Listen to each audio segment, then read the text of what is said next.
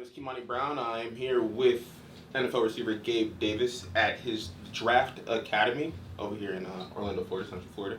And today I just kind of wanted to peel a little behind the curtain of what all this gym does and caters to and the plans for it. And could also, after that, get a little more into what you are as a person and stuff like that. Yeah, to keep it simple, growing up, I was fortunate enough to be able to go to Tom Shaw Performance and be around pro athletes and learn how to be a pro and train at the highest level. And once I got old enough and put in the position to offer that to kids younger than me, I said, why not? So we wanted to build this facility to give kids access to pro athletes and, give them exposure to what it's like to be a professional, how to train, how to recover, how to take care of your body. And, that was the biggest thing when it came to bringing the Draft Academy to what it is now. And if you can kind of remember, at what point in your life did you think, like, okay, I have this idea, but what does it take for it to actually become a reality? Probably around 2020. A lot of stuff was going on in 2020, and we lost a lot of access to certain things. And I felt like what a great opportunity and kind of a sign to be able to build, what the Draft Academy is today. And I just think that in Central Florida, there's not that many places that are like this, and why not be one of the first guys to be able to own one and get the ball rolling. Do you was it something in your mind previously that you wanted to kind of keep it local since you are from like Central Florida, or it just kind of happened to where like this was a good spot, it was where you needed, or was that like the plan from the jump is it had to be in Central Florida? Yeah, I mean, Central Florida is where I'm from. It's where I'll stay, for the rest of my life. I love Orlando. So for me, just giving all the kids in this area an opportunity that I had to be able to, live to your full potential in the sports world was something very important to me. And I just wanted to be the one to give these kids that kind of access, and then also for me as well to keep my body, up to par with, how I expect to be each and every single year. I just feel like it was just too many positives and not a lot of negatives to doing it. One thing that's a little different from most gym owners is you have a serious day job. So how are you able to keep this afloat at your standards during an NFL season when you're not in Central Florida? Yeah, I mean, we have a great staff here. I mean, from Bert, Fernando, Mario, our guy Uncle Tom. We just have a great system here, and guys who know how to work and know how to run a system when I'm not around. I mean, I don't really get to run it as much because I'm doing my thing that I need to do for my job. So these guys do a great job in handling everything, and I honestly don't have to worry about it at all. Yeah, no, we got here a little bit earlier and we got a tour of the facility, and from what I've seen as someone who's kind of followed you and followed the gym is I always had this mindset that it was that gym with the turf and the weights and everything. I had no idea that there was a whole middle area of just technology and science that I've never could have fathomed for recovery and planning. There was like a neuro room where it kind of like reads brains to see if a player plays better happy or plays better sad. I was like, I didn't know that was a thing. So yeah. That is crazy that you're actually giving that resource to people who aren't even at the pro level yet. Yeah, there's so much that goes into sports, and especially playing at a high level. I mean, mental training is just as important as physical training, and Nestry does a great job of that with the brain scans, being able to find things you struggle with and also things that you can really take advantage of. And I feel like that was something that we needed here. But I mean, yeah, massage therapists, physical therapists, cold and hot, boots, hyperbaric chambers, sauna, obviously the training facility in here. I mean, you have to recover. It's just as important as working out.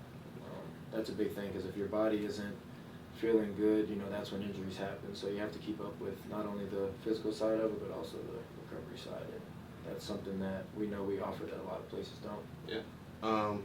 But with the emergence of like NIL, we're starting to see a lot of teenagers run into a lot of discussions about a lot of money. Is that something that you kind of take serious when you're bringing some athletes? Like, are you mentoring them on, things that you probably should do, look out for, how to manage these things, how to go into those rooms, how to have those conversations? How big is that part of the Draft Academy? It's big, man. These kids are 18, years old, getting, tons and tons of money thrown at them. So now they're adults. They're having to go through these contracts and sign all these things. They have no idea what they're honestly looking at. So we try to be there for them and help them the best way we can, to make sure they're moving in the right direction. And also, again, these young kids are getting tons and tons of money thrown at them, and they think it's a lot of money, and they think they'll have it forever. But money goes quick, and you learn that pretty quick. So being able to give these guys a head start and having someone who's been through the whole process when it comes to contracts and making money and agents and everything, I can kind of give them, the best advice I can for them to be successful. Yeah, I'll definitely I'll never forget working and look at my phone and everybody's posting on social media like, oh, that's Gabe Davis at like a Rock Nation brunch. Like, this is crazy. Yeah. Especially being from Sanford, like I couldn't open Instagram without seeing that, and it was so surreal. But little do we know now, like, that's now happening for college kids, that's now happening for, possible high school kids. So, was it serious for you to kind of get ahead of that? Did you kind of see where NIL could have been, where it was going? No, honestly, I had no real idea of what it was going to be. I didn't think it was going to be what it is today. It's way different than what I expected. But here at the Draft Academy, we're prepared for that stuff. We're prepared to be helping these guys and mentoring these guys through this whole process. It's just another day for us, honestly. We're confident in the work that we do and, the things we provide here. And, we offer a lot of things a lot of places don't. And I feel like that's where we got the upper hand on a lot of things. So.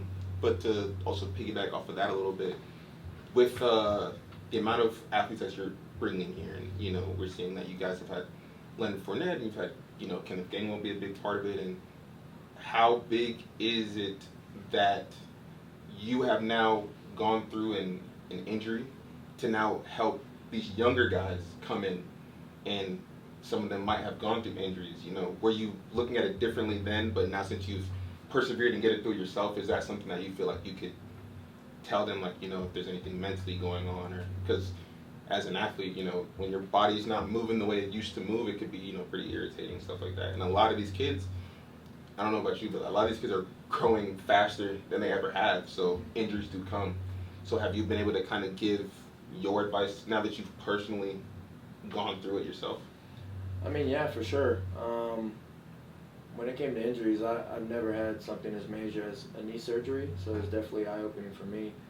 A lot of mental obstacles you go through because you feel like, you won't be that same athlete that you were because, you are feeling it just when you walk, but then you realize, as you keep moving forward and getting, farther and farther away from that surgery day, as long as you put the time and sacrifice for what you need to do, I mean, you start to slowly build that confidence back up, and right now I feel great, man. Like, there's definitely times I didn't feel my best, and kind of surprised me because I was never felt that kind of way before, but definitely opened my eyes. But I think about this knee surgery I had. I mean, I had one, and I think about someone like my brother who had 4 knee surgeries and an Achilles surgery, and football was kind of taken away from him, and now he is training MMA, trying to go to the UFC one day, and just to see the type of mindset he has, and the dedication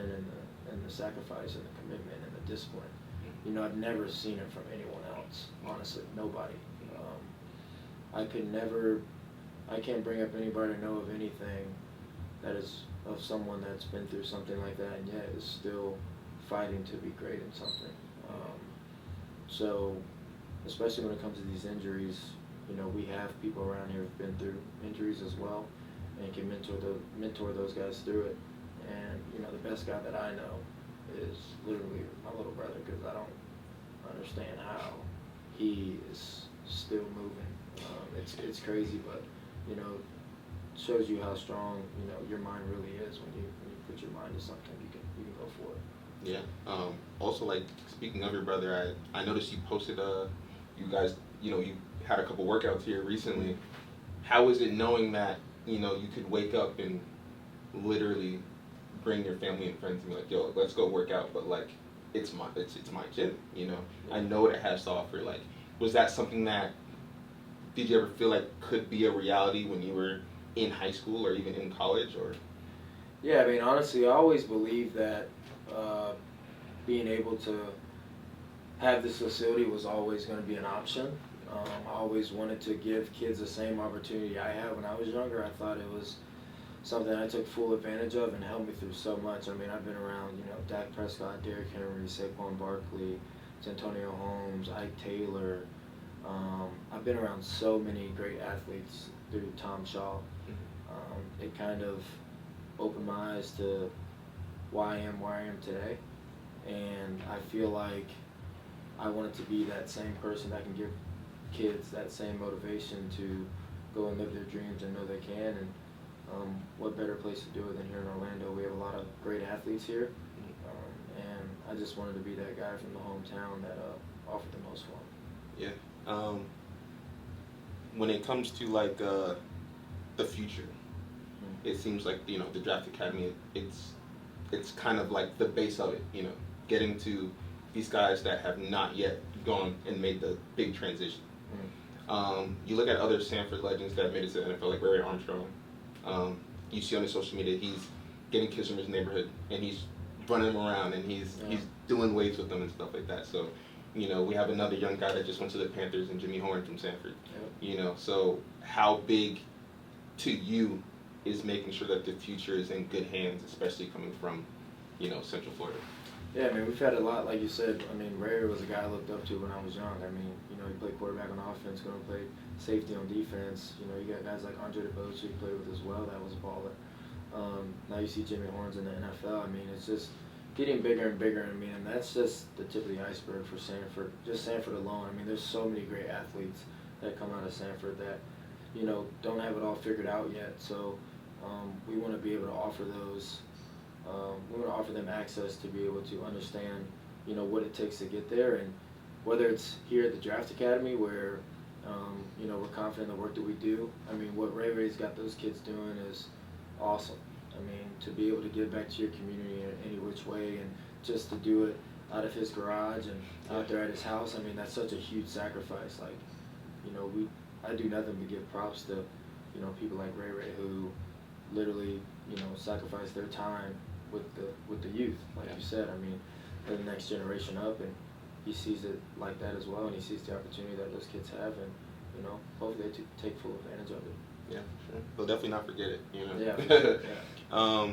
But what is the future look like for the Draft Academy in 5 years? Is it something that you want to keep here in this one location, or could it be something that you have different headquarters in a way spread out around Florida? I want to say I might have saw Bert in a clip in Miami kind of helping out with something like, could there be a Draft Academy in Miami? Could there be one in Tallahassee? Or do you want to keep it in the house right here where it's at? I think the Draft Academy has unlimited possibilities of what it could turn into. My whole goal is, for me, and what I look at it as, is just being able to reach as many kids as we can with the help and the services that we offer. Where that ends up is where it ends up. I do see us, moving in a direction to where we can, have a bigger facility and offer even more, just make it even better for these kids out here in Central Florida. So time will tell with that, but as of right now, we're happy with what we're doing. We feel like we've affected a lot of kids. We have a couple kids out of state that we work with, so it's definitely, the word's definitely getting out. Yeah, definitely can't tell the future, but yeah, we're doing the right thing right now. And that word that's getting out, I mean, you have to give a lot of props to our guy Bert. I mean, he works really hard in reaching out to these kids and figuring out who really wants it. I mean, that's kind of the crowd we want to work with. We want to work with guys who want to sacrifice everything for their dreams and believe that they can be the player that they can be, and trust in us that we can get them there. I feel like, working with these kids, if they're sacrificing all their time and they're dedicating it to perfecting their craft, with our leadership, I believe that we can get them to wherever they want to go. Yeah, for sure. Fernando, definitely let us know that we're looking for kids that are begging their parents, like, yo, I want to go to work out. Yeah, not I ain't the gonna, ones. yeah, I ain't gonna ask you. I ain't gonna ask you more than once. Yeah. You know, it's like you gotta want that. You gotta want it. I don't. I mean, I'm just be honest here. I'm not dealing with no headaches around here. You know, people that you have to constantly tell what to do and what not to do. I feel like we all know the right answers. We all know the wrong answers. You know, sometimes people just kind of circle their way around it, but we like to work with guys who want to work. You know, Sincere Edwards, and there's many different guys I can name. Chase, for example, at USC. But Sincere, I mean, he's here, almost every day. I mean, they're about to start camp. Even during the season, he's making sure he comes here and takes care of his body. Like, we don't have to tell him anything. We had another kid, Mike, linebacker, and still in high school. I mean, he's here 5 days a week. Really putting in time and sacrificing his time to, just be the player he can be. And when you have a guy who has that much dedication, man, I mean, the sky's the limit. Right. So, thank you for all that. And, I really wanted to get more information on Dr. Academy because I've known about it for a while, but I wasn't actually able to get this far into the establishment since I'm retired athlete, Mm-hmm. So, I really appreciate the time that you took to kind of give us some more understanding on it. But if it's cool with you, I'd like to kind of get a little more about yourself. A lot of people, it's hard to get to know an NFL player, and you have a lot of supporters that have never met you in their life, but they will ride for Gabe. You know what I'm saying? Yeah, So, for sure. Yeah. I would like to start with you're one of the few people that can say you played a professional football game in London. Mm-hmm. What was that like? That was dope, man. I think it's called Tottenham, the stadium. That was definitely a surreal experience. But the craziest thing about London was I remember I was in the airport and some TSA dude screams from like across the way like, "Yo, Gabe, like, we love you all the way over here in London, bro." And I was like, it was just crazy to see that kind of support, from across the world essentially, right? But it was definitely a surreal experience. I mean, those fans go hard, for football, and they're all out there with different jerseys on and doing different things. But it's awesome. They cheering for everything. Definitely a surreal experience. Loved going out there to be able to do that, and wouldn't hurt to go do it again. So. Yeah, for sure. It's looking like every season they're adding a little more games to that London schedule. So, maybe I heard they're gonna do Brazil again. Maybe we could do Brazil. Brazil, Germany, places like that. But since we're talking about like destinations, what has been a place you've really enjoyed to go to, like on a vacation, since you've kind of been able to travel? I've been to the best place I've been to. I was in Hawaii. Hawaii was sick. I mean, that's probably the best beach I've ever been to. Hotel Grand Wailea. Staying out there was sick. They had like 3 different pools, slides, and then the beach was sick. They had snorkeling on one side, canoeing on the other. Like, it just had everything all in one. Golf. It was the best. Hawaii was by far somewhere I'm definitely gonna go again. So you would say you're a big outdoors kind of guy? Oh yeah. Yeah. Outdoors guy. Yeah. Fishing, golf. That's my thing. I mean, I do play video games heavy, but I do like golfing and fishing for sure. I definitely I taught myself how to fish a couple months ago. Yeah. It's a learning situation, but it's fun. It's weird, but it's fun when you catch one. Oh yeah, it's definitely different. It's definitely different for sure. Also, you are, like you said, you're homegrown from here. Florida is not cold. You went into the NFL and went to the Blizzard Stadium that is in Buffalo. Like, what was the period it took for you to kind of adjust to like a snow game? I don't know. I didn't really think much about it. I thought it was more cool, if anything. So I feel like once you get the adrenaline going and you're about to play a football game, once you're out there, you kind of really don't even think about it. Plus we got the heated benches and stuff, so that helps here and there. But I played in Chicago. They had a blizzard the night before. That was by far the coldest game I ever played in. I mean, we were, 6 plays in. I can't even feel my hands. I got the wind burns and stuff on my arms. Like, that was crazy. But the snow game and the cold game is fun, man. It's like just a different kind of football, man. You just kind of take pride in it. being playing in Buffalo was awesome. Like having teams come and it'd be freezing cold. You're like, it was just a different experience. It was fun, but adjusting to it isn't as hard as what people may think. I don't know. I didn't really think about it. If anything, I embraced it. Going out there with shorts on and stuff like that. Like it was just a lot of fun because everybody's cold, right? There's no one out there that's not cold. Right. Yeah. So it was definitely it was good days when it was cold out there for sure. Weird. Yeah. So when we, as fans, we see you guys come off the bus, or we see you guys go on a plane, almost 9 times out of 10, you guys have headphones and you're listening to something. Mm-hmm. What is your current go-to 5 artists when you go-to 5 artists? Yeah. What is your go-to 5 artists right now? Not of all time, just right now. I'd say J. Cole, Drake, Future. Future's a big one. I'd probably say. I like Big X a little bit. And but my favorite artist ever, I'm a big Andre 3000 fan. Yeah. But that's not really like game ready type. You know what I mean? Like getting amped up, but Andre 3000 is by far the best. You got 50 Cent, Eminem, Jay-Z. For sure. Jay-Z's a big one. Say Hello. Mm-hmm. That's a huge song of mine. That's what my mom used to play when I was 9 years old to get ready to go play Say Hello by Jay-Z. Right. Yeah. These last couple years, I have been DMX. Okay. DMX. I actually got to see him perform live. It was crazy. Yeah, Now he brings a goes different nuts. type of energy. Yeah, Brings a DMX different goes energy. nuts. But yeah, these last 5 years, I've been peer pressured Mm-hmm. to tap into country music. Yeah, country. Have you dabbled? Have you? I know recommendations. I know all types of music though. Yeah. I know everything, Mm-hmm. and I give some of that credit to my brother. He used to play guitar, so I'd come home from football practice, he'd be in the room, on YouTube learning how to play his guitar. He's a self-taught guitar player, so I know like Nirvana, like Slipknot, and then like obviously like Darius Rucker, Jason Aldean, Luke Bryan, Kenny Chesney. Boys of Fall was big growing up. My grandpa loved that song.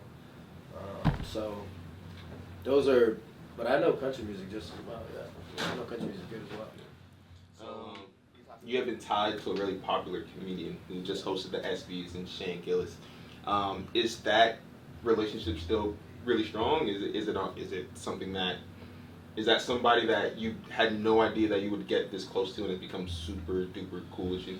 Yeah, man, we got a great relationship. He called me the night before and told me some of the jokes. So that was pretty sick. Not every single joke made it, but there are some good jokes. But yeah, man, he was just I feel like with him, I watched his special on YouTube. I feel like he has like more bro locker room humor, and I loved it. So I messaged him like, hey, come out. To a game, man, you're funny, like, big fan. And he ended up having a show in Buffalo that same year. So we went to the show, and then he came to the game, and we hung out that night. He has a podcast story about it. That's pretty funny. But, yeah, man, we're real close. I feel like we have a lot in common and have a lot of the same views and think the same. That connection just was pretty easy to make pretty quick. So Shane's definitely a close friend of mine for sure. Yeah. We are from Sanford. So, do you have any big spots that you recommend people if they ever visit Sanford that they go to? If you go to downtown Sanford, you will see a Gabe jersey in a couple places. Are there any of your go-to spots that you enjoy? Yeah, you'll see it at the station. I know that. I've been there before. Downtown, they've been kind of building up downtown Sanford pretty well. But my favorite spot and where I love to go is I go to the Vineyard over in Lake Mary. Live music, I think Friday, Saturday night. But one of my buddies, Robbie, who owns the place, is a good friend of mine, and I started going there. I probably go there every week. The Vineyard's, great food, great vibes, good energy, good people. It's kind of all the same people. It's kind of one of those places that, once you find the spot, I mean, it's a spot. I mean, I got buddies who go there literally 7 times a day. I mean, 7 times a week. 7 times a week. 7 times a week. Like, I invited my buddy to dinner there, and he's like, yeah, I just had brunch here earlier. Like, they're out there. And then we go over to Corona Cigar Bar, and I'm a cigar guy. I love smoking cigars, so I got a good system, a good group out there. So we have some times at the vineyard and Corona. We go back and forth. It's good to be a hometown hero, and people from your hometown get to see you.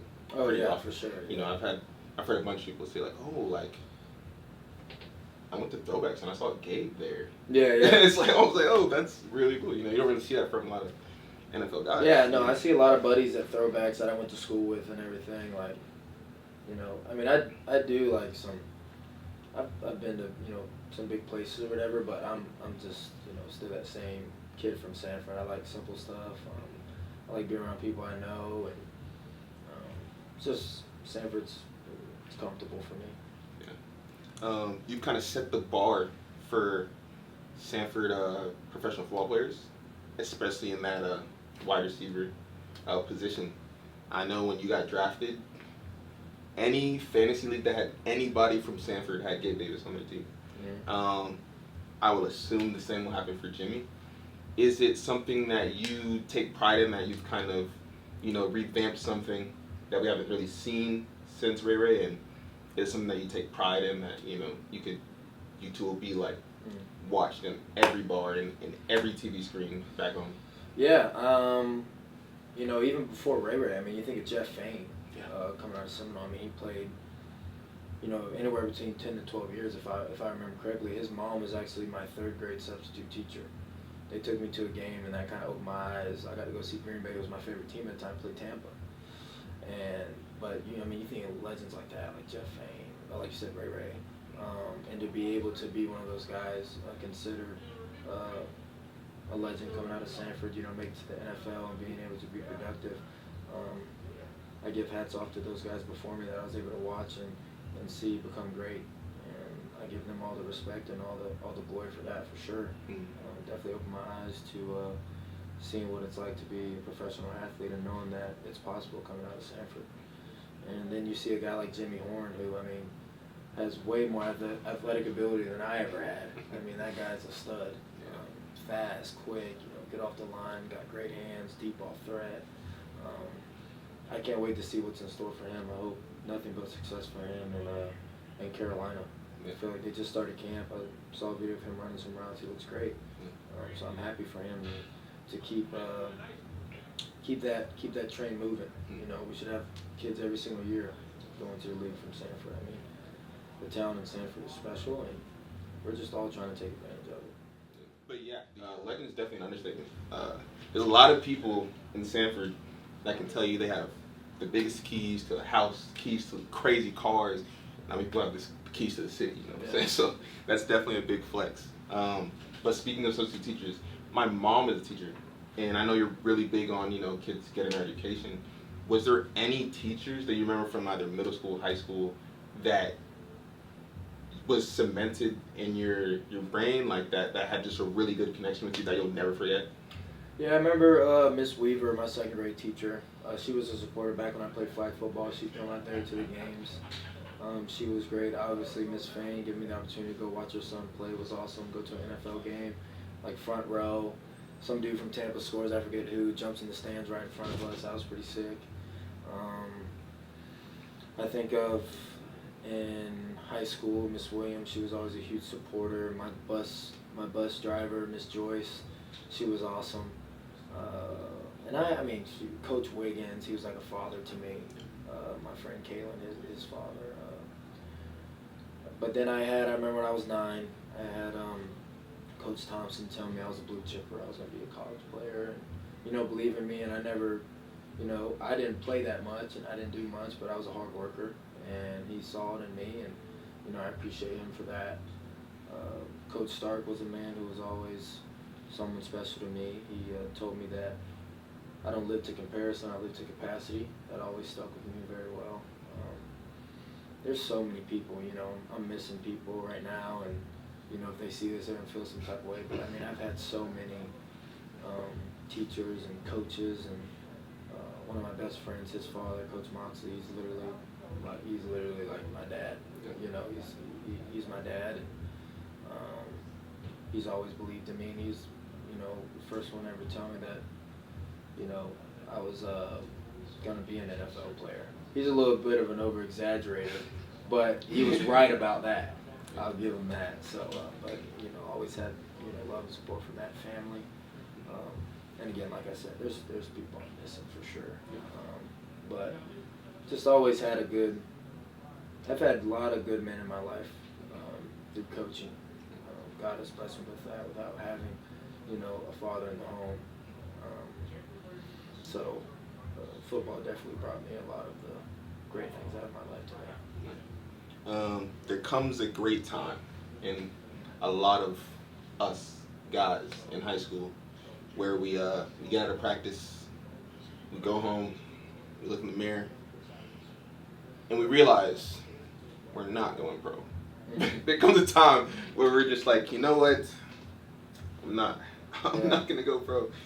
So when for you did it start to be a reality that you were gonna go pro? I'm not gonna lie, man. My mom has the letter. She sent it to me sometime last year. I wrote it when I was 9 years old. I was like, Mom, I'm going to the NFL. I'm gonna retire you. Like, don't you worry. Like, I'm gonna get there. And I always believed in that. You know, it was never. It was obviously right. It's like you're getting there, and you're like, man, I'm actually doing it. But it's something that I always expected from myself.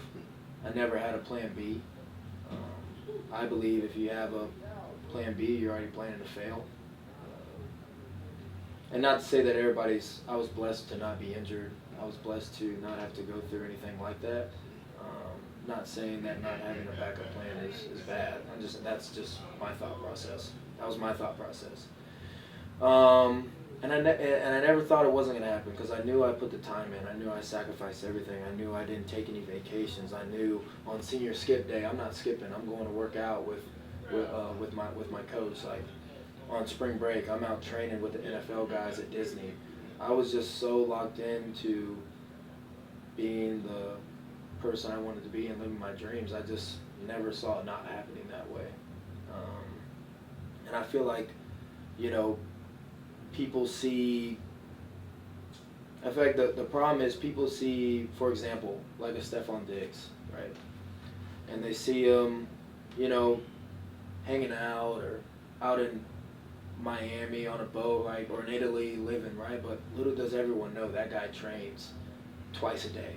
You know, little do that guys know that guy sacrifices hours and hours into his football ability. I mean, that's why he's coming off an ACL. He's running routes 5 months after surgery.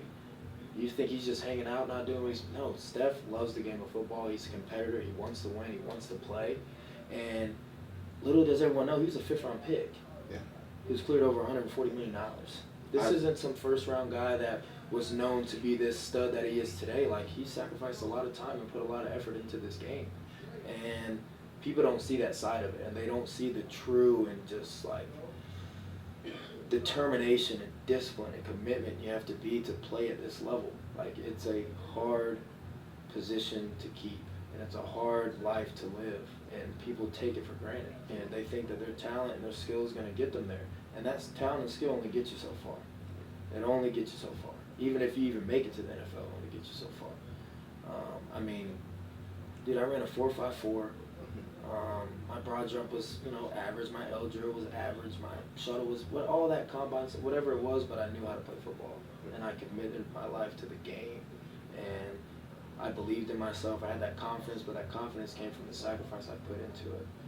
And you know, people don't understand, you know, that sacrifice. People don't understand how hard it is, man. Like, you're competing with everybody in the country, and people think they got time. They think they can do this and do that from these little victories that they have in life, but in reality, there's someone out there working harder than you, and you got to understand that. Until you understand that, you know, you're just going to be like everybody else, man. Like, I can quit today and not have to work another day in my life. You know, I'm 26 years old. A lot of people have that ability and that opportunity. They just have to, you know, they just got to understand and sacrifice. I mean, There's nothing much to it. The answers are easy. Yeah. It's doing it that makes it tough. You know? Yeah, for sure. What's today? Today's Wednesday. Just 6 days ago, I was arguing to the top of my lungs, trying to educate people that Diggs is still, to me, like one of the top 5 best feet work individuals in professional football. And yeah, I was getting veins were popping out for sure. So you know, people like him, you know, and you came into seeing the way he works. And, oh yeah, I mean, I was around Cole Beasley. I mean, this is an undrafted guy, 5'8", 175 pounds, who played 10 years, right? I was around Emmanuel Sanders, played 12 years. I was around Andre Roberts, who played 11 or 12. I was around John Brown, who played 10 years. And these guys all, you know, sacrificed a lot to be in the positions they were in. I mean, let's be honest. I mean, Cole Beasley's a 5'8" white dude who's 175 pounds. Short king. You know? But he was the quickest dude, but he worked on that. You know? He sacrificed a lot to be in the position he was in. He was a tough dude. He was a confident dude. And, you know, you see these kids who have all the attributes, but for some reason they can't figure it out. And I feel like, again, it all comes down to the sacrifice you put into the game. I can say the same thing I said about Steph. I can say that about a lot of my teammates. You can say it about Josh Allen, who went to a JUCO, went to Wyoming, and now he's one of the highest paid quarterbacks to ever play the game. Yeah. You can say that about Matt Milano, 5th round draft pick, outside linebacker for the Bills, and all pro. You know, he was like, it doesn't get any better than that. You know, Kenny Gainwell just won a Super Bowl. He's from Yazoo City, Mississippi. There was like 200 kids at his school. Now he's playing for Pittsburgh. You know, just got his ring last week. Like, you know, if you put that time and you sacrifice, man, it you know, it'll pay off one way or another. It'll pay off one way or another for sure. Whether that's in football or whether that's just in life, because football teaches you everything. And once you have that mindset and figure it out, man, I mean, you know, the world's in your hands for sure. All right, I just got a couple more questions for you. This last season, you were with Jacksonville, and you weren't the youngest receiver in the room. Before the season started, you highlighted that Brian Thomas Jr. was the truth. Okay. You know, was it something that in the back of your mind you had to kind of remember that you were like, you know, this is someone who would kind of follow your lead in the way you train, the way you work? Was that something that was subconscious in the back of your mind because you saw the potential in him? Or was it just like this dude, he just came out the gate kind of already online with everything? With him, Brian is, BT is super talented, right? I mean, he had, 17 touchdowns, I think, at LSU. He was a deep ball threat guy. And I knew his skills and everything else was better than me, right? I feel like with him, it was more the knowledge of the game. And putting in the work and understanding to do extra and things like that, which BT does. And but I knew he was going to be special. He's a great player. He's a great person. He was a great rookie. You know, he was this big time guy who, you know, made a lot of plays and did what he needed to do and what he's expected to do as a 1st round draft pick. And he was just like a regular old dude. You know, wasn't a cocky person. Understood his role.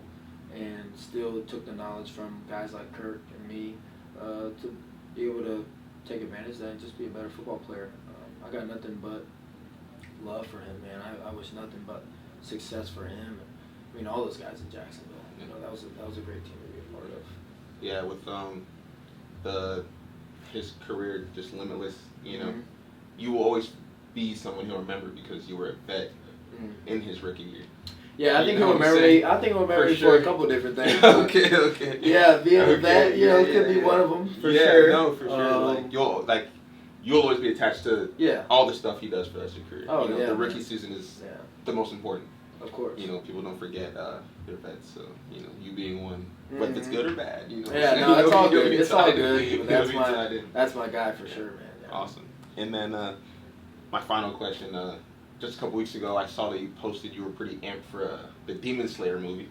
You know, not a lot of people might know that you have started to tap into the anime realm? Like, Yeah. what are the couple shows that have you locked in at the moment? Yeah, so mine are in order: Solo Leveling, Demon Slayer, Jujutsu Kaisen, and then Attack on Titan. Well, Solo Leveling's like the best. I feel like because the time, it's not like too long of a show, and then obviously you see this kid who's at the bottom of the totem pole, have his second awakening, and all of a sudden is just the top guy of everybody, and I feel like that's just a cool story. And he keeps it the lowest of key. And he keeps it lowest of key. He tries to keep it as low as he can, and nothing better when he had to fight the ant. Oh my god! Ant. I don't want to spoil too much you're for right, people you're who haven't right. tapped in yet. Yeah, but that joint. now that I know you're really locked in, Listen. This has created a whole other level of respect. Listen, yeah, and then Demon Slayer. Obviously, the animation is sick. The fight scenes are crazy. Colors. And like now, at the end, you saw them all fall into the realm. So it's like, what's gonna happen, right? It's like gonna be nuts. Yeah. So, but anime is definitely something I tapped into probably like 2 years ago, and a lot of NFL guys are in it. So, a lot of guys, a lot of D linemen for some reason. Really? I don't know, they're weirdos. I don't know. But a lot of D linemen. It's good to know. Yeah. Because for a long time it was Jamal Williams. That's all the Exactly. people Yeah, had. yeah. He's on a whole nother level. Yeah, he's on a whole other level. He's wearing the shit on his head and shit, right? Yeah. He's a baller. He's on a whole other level. He's a baller. But it is really cool to know that, a record holder in the NFL is a big anime guy. Oh yeah, for sure. But yeah, I just want to thank you for your time. Mm-hmm. This has been my first sit-down conversation with a professional athlete, so I want to thank you so much. Being a UCF legend, being a Stanford legend, I am from Stanford and I go to UCF. So you have so many followers that you don't even know. It's insane, and the fact that you could remain a cool guy and stay humble through all of it, and I could run into you in traffic one day is the most surreal thing, Yeah, man. I know how it felt for me when I ran into those professional guys, and they were all real cool and nice, and kind of just want to be one of those guys as well that everyone considers, just normal like everybody else. So I feel like some people have this different look. I don't know. Someone asked me, you play with Josh and Steph. Are they like humans? I'm like, yeah, they're just like regular people, man. Promise. We're all just like regular people, Mm-hmm. So I just try to be the best I can when it comes to that, for sure. And before I forget, Mm-hmm. this upcoming NFL season will be a big one. Mm-hmm. But you have now successfully crossed year one of fatherhood. Yeah. How is that? Is that a new engine that you're about to kick in because you have another reason to play? What's that like? Yeah, man. I feel like it's a little different. I feel like the motivation is to figure out how to, obviously raising a kid, yeah, but raising them to find a passion about what they love and attacking it at 100%. I can speak on my experience, and I have a lot. I feel I can help her kind of figure out what she wants to do, but that's the most interesting one. Her mom's an athlete. She played soccer at UCF. She's still in the gym consistently, and will always be a very fit person. Our baby Monroe is always in the gym with her. She already knows how to squat, and she tries to. We put her up on the pull-up thing. She grabs it. And we try to see if she can hang on. She's better than me. Yeah, She's already better than me. But it's different, man. The thing is that your kids are gonna, and this is me talking from experience from being with players. Your kids are gonna love you for you being a dad, and not for the successes you have on the field, right? So, and I feel like I'm already at a point where I can already give her the best life that she could ever ask for. But yeah, the motivation for sure is to be able to be successful in this league for a long time, and be able to show her what it looks like, and her to be a part of, and her actually remember and understand it. So I still got a lot of years left. and that's kind of been my motivation to keep this ball rolling as long as I can, so she can experience, what a lot of kids don't get to experience. Something I never got to experience, and that's definitely the best part about it, is being able to, be the one to experience. Give your child the best experience in their life. And even when it comes to, her mom, she is, the best woman you can have for your child. The unconditional love, but then also the practice what you preach. Whenever Monroe does get that age to find out what she wants to do, because she's going to be in sports, right? Her mom, did the same thing and played soccer at a college level, and she is going to be just another part of the support system that'll get her to be, who she wants to be. And, I couldn't be more proud of that, to know that her mom understands it at a high level and has been around it, and will be, could maybe even be a bigger piece than I'll ever be when it comes to her success and her growth, and her just, growing up to be the woman that we both wanted to be. So it'll be good. It's gonna be lit. Yeah. I'm sure you'll enjoy watching it. Women's flag football is on the rise. Nah, she ain't playing no football. Nah, she ain't playing no football. You ain't gonna do it. Nah, the flag, not to, they people can do what they want. Right. But we're more in like the soccer, tennis, golf kind of category. For sure. No, my family's from Jamaica, so soccer was my first. Exactly. So I have nothing against soccer. Soccer's fun. Next time you're in London, go to a Premier League game.